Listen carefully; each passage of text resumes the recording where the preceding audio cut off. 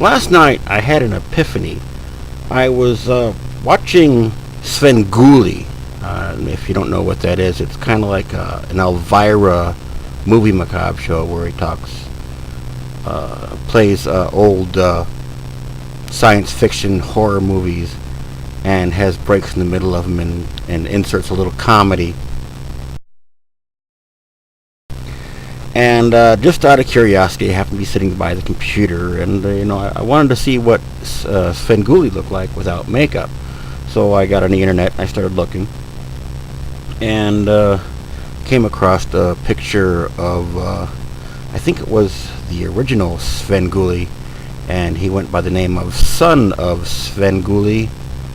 It might have been this more recent guy. I don't know, but it was the Svengoolie program under a different name, and standing next to him was John Petrie.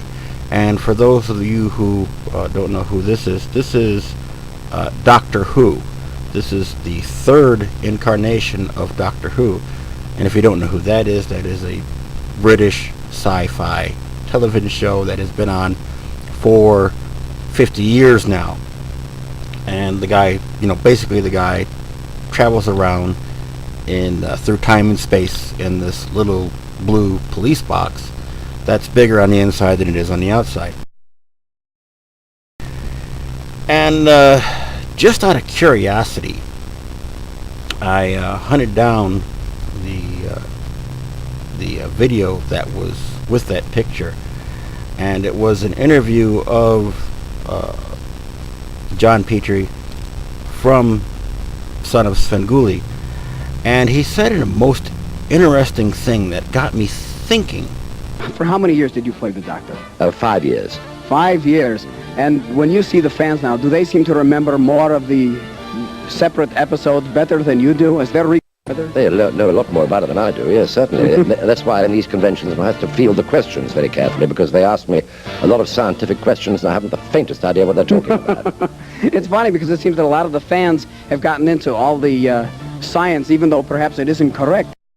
It gave me my epiphany. And if you stop and think about this, you'll realize how true it is. If you take your average science fiction fan, say Star Wars or Star Trek, just for instance, they tend to know, not everybody. I'm a science fiction fan, but I don't pride myself in knowing everything about that there is about that science fiction world. It's pointless. It's not real. But yet there are people so devoted to the science fiction world, no matter what their favorite show is, they know every single thing about it. And you quiz them on it, and they can answer you. They can tell you how the warp drive on the Enterprise works.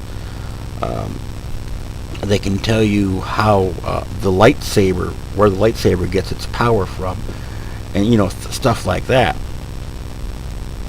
And throughout this interview, John Petrie hit something on the head, and I realized that this pertains to atheists as well, or at least possibly, very likely pertains to atheists, because atheists are a fan of atheism.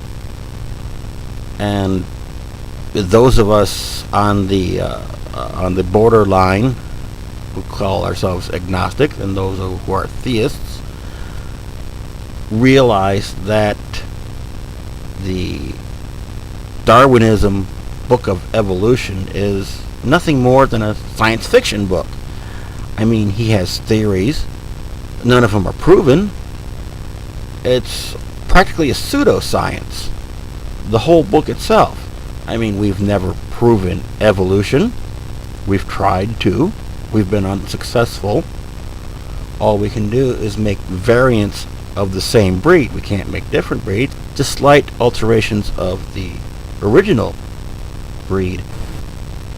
And with all the other videos that I've already put out, how atheists need to use the lack of belief and all the other dogma that they follow what he said really rung true after about a minute after he said it, and I had to rewind it and watch it again. And what he basically said was that, he's just an actor. He doesn't know anything about Doctor Who, about the science fiction world of Doctor Who. He's just an actor. He's just repeating lines that somebody else wrote. But yet all these fans, they come up, they ask him for an autograph, and they know tons and tons of information about the Doctor Who world. And none of it's real. But yet they know it. They got it down pat. Why? Because they're so fixated on that science fiction world. They've retained the information, even though they know it's not real. They spout it off just like it is, one fact after another. Why do they do this? Is it the same thing that atheists are doing?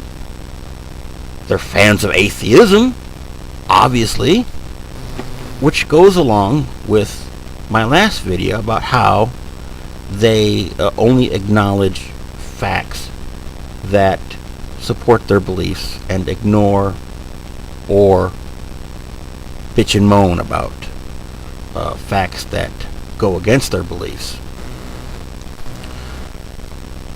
And if you're familiar with the show Big Bang Theory, a lot of people are. You take a particular look at Sheldon Cooper on this. I mean, you start quizzing him about the comic book world.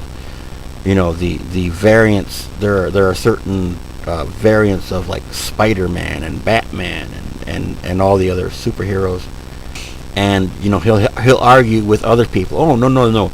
In this Spider-Man universe, Spider-Man is like this and does this, and you can't argue with him about it. It's somehow an established fact, even though it's not real. Pay attention to this. Take a close look at certain way the atheism dogma comes into play, and see if this isn't true or not.